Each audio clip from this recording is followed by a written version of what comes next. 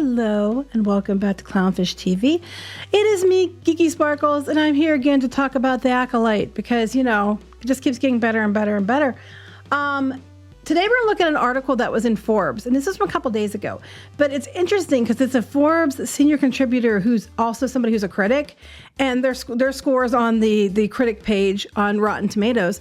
And they're basically like, it's just another mediocre Star Wars show, and they don't understand why the critics are raving about it. All right, but they've seen more than 2 episodes. They've seen 4 episodes, and they have some thoughts on the 4 episodes and what they're seeing. I thought it was interesting because while we see out here in the news, it's like, the Acolyte took Star Wars back. The Acolyte, the legendary Sith Lord, is a mysterious master. I love this one. The Acolyte, why Leslie Headland regrets admitting to writing Star Wars fan fiction. I would argue she still is. I would die for the Wookiee Jedi in the Acolyte. The Acolyte creator on the gayest Star Wars and lesbian R2-D2. Okay, these are the headlines that are going on. If it's not those, it's talking about how shitty the fan base is.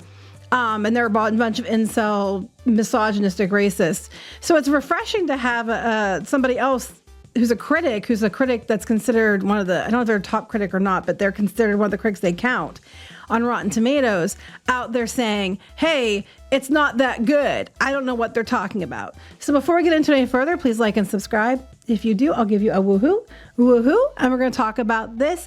Now, look, do I believe that there is, manipulation of the reviews going on with Rotten Tomatoes, both up and down? Yes, 100%. I think somebody said, and I would probably agree with them with this, was it probably doesn't deserve, whatever, was it 29 before? It's 28. They said it probably doesn't deserve the 28% that it has, but it does not deserve a 91% by any means. They said most people are like, it's like maybe a 70, it's middling, it's in the middle, it's better than some, but nowhere near as good as others. And that's what I'm hearing from a lot of people that I know would be fair about it.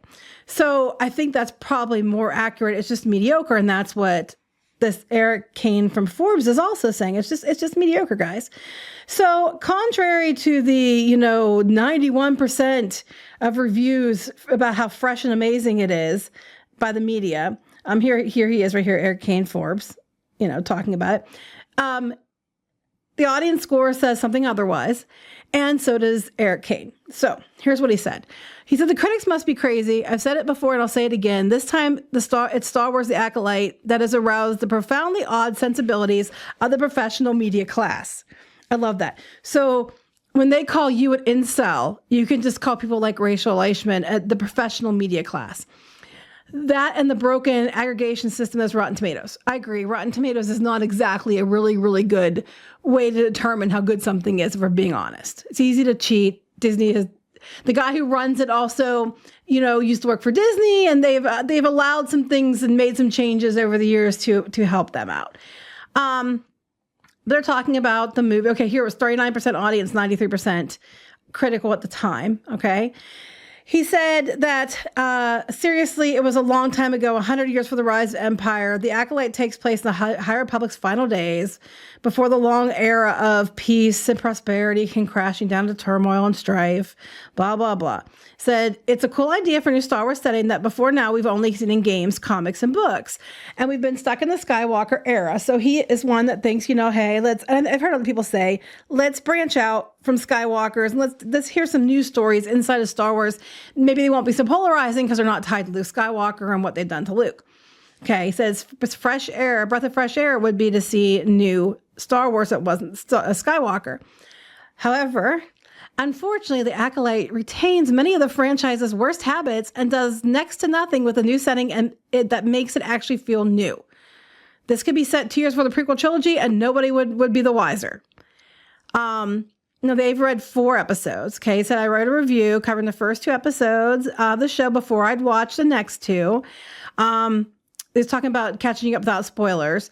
But he said, I was tentatively optimistic after 2, but I've become decidedly less so after 4, which is what I've heard from several places that have seen more than the first 2 episodes. Quite frankly, even if the final 4 episodes of the season turn out to be fantastic, the first 4 hold it back from greatness. And how often does a series get much better in the second half? Okay.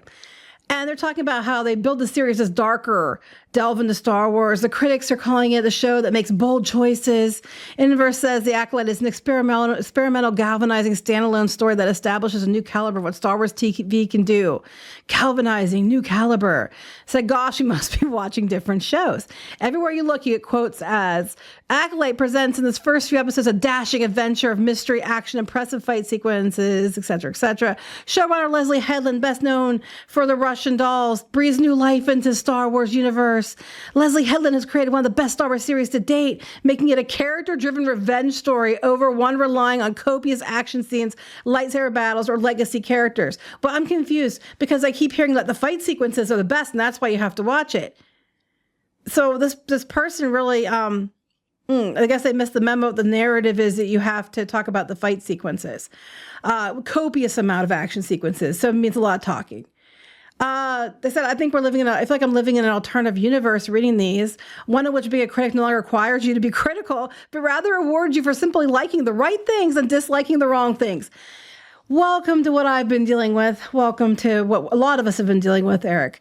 One of these quotes gushes over the impressive fight sequences, while another says it doesn't rely on copious action scenes. Yes, thank you. But really, the number of reviews calling this some sort of version of compelling mystery or riveting thriller, or Star Wars has never have done this thing before, simply boggles my mind. None of this is even really true. I say this as somebody who has been mildly entertained by the series so far. I'm gladly watch the next 4 episodes, but really, you have to be realistic about these things. The only ground being broken here is the cemetery where you bury our hopes and dreams. Oh my God. Yes. Nothing here beyond the era is actually new. It's barely about as compelling or well written. It is, however, very, very diverse, and I suspect that is the focus on diversity drives a great deal of both positive critical reception and negative audience reviews. I agree. But you have to understand, and this is what I'm trying to explain to people. A lot of people just react to it because after when you start out saying, I don't like something, and you give like actual criticism, like this is why I don't like it. It's actual constructive criticism. It's real legitimate criticisms. And then immediately you're told just because you're a bigot repeatedly, because I don't like this because it had nothing to do with, at the end of the day, it had nothing to do with being against women or people that aren't white or anything like that. It's just like, I don't understand why they made these choices. Like, why did you misuse Finn? That kind of thing. You're just a bigot. You're an internalized misogynist. You're a misogynist. You're a racist. Doesn't matter if you actually aren't white, straight, and male. You're still a bigot in some way, and usually against what you actually are representative by. And this is the narrative. So people immediately, when they see diversity, get their back up. And it didn't used to be that way. Like, you have diverse things all the time and nobody really cared. It wasn't until you were a terrible person for not liking something because you were obviously a bigot, and that it's diversity first, that it became an issue. That's why when we were talking about the High Republic and they had their meeting on their board and they had diversity and dinosaurs listed literally over story and compelling characters. That's the problem. It's not that you can't have diversity and inclusion. It always has. The problem is when you're promoting the show as that over, these are good characters, these are a good story, and people already know if I don't like it, I'm already going to get mocked, I'm going to get called names, and that's what's happening. And then you have like the article from the Mary Sue I did yesterday with Rachel Leishman saying, well, you could tell criticism isn't valid if it has the word woke in it. And I'm like, but a lot of the criticisms don't even say that. But you automatically label them. And her whole article was the one person was incels, and she was like, toxic men and all this white men and all this other stuff. But when you go out by her criteria for, not being constructive or real criticism, most of the comments, I only saw one that you might argue, might not. Most of them didn't qualify. Like she was saying, oh, if it has this in it, that means it's not real. Most of the ones we saw didn't have that in it. And the problem is I think it is becoming a very polarizing thing, and people aren't giving things a chance because of that. But that being said, this show and the push that we've been given, you could tell it was going to be about that, not about a good show. She wrote fanfic, and this feels like more of the same. Because Disney, especially under Disney, it has been less Star Wars and more whatever Disney is doing with it. It's like it's not, to expect shit. You had a couple bright spots with Mandalorian season 1 and 2, and then, Andor and Rogue One. But we've had so much crap thrown in there, and like Obi-Wan, everybody's excited about Obi-Wan, and it became about little Leia. People are just like, immediately I'm going to assume that it's going to be a bunch of, agenda shit, and you're going to mock me for it, whether I like it or not. So I'm not even watching it. But I do think that it is polarizing for both overly inflated praise and, overly negative comments. It says it's a shouting match that never-ending culture wars. I hate even using the term culture wars, but yeah. There are better ways to approach this, Andor agreed. Many positive critic reviews, less crazy ever. They're marked fresh on Rotten Tomatoes, but they include, yes, phrases like, the Acolyte doesn't really offer anything new to the universe the way Andor did. It ultimately feels a bit forced. It's not amazing, but it's not terrible. This is not the worst we've seen in Star Wars TV, nor is it the best. We've pointed this kind of stuff out before in the reviews, that they give it like, they're giving it positive, it's getting fresh, but then when you look at their comments, it's not that great. Now the newer ones aren't that much but like this one's rated fresh, 6 out of 10. But their comment, dynamic story, abundant action and passion for adventure. Well, what's the full review say? It's only 6 out of 10. It seems pretty familiar at this point, but the Acolyte provides adequate amount of adequate action, eye-candy, and daring for diehard Star Wars fans. But it doesn't, and I was a diehard Star Wars fan. There's other ones we talked about before. The Star Wars hasn't felt so pregnant with possibilities since the announcement of the prequel trilogy back in the 90s. Wow, you're laying it on thick. Yeah, this one. There's always time to mess things up. Looking at you, Willow.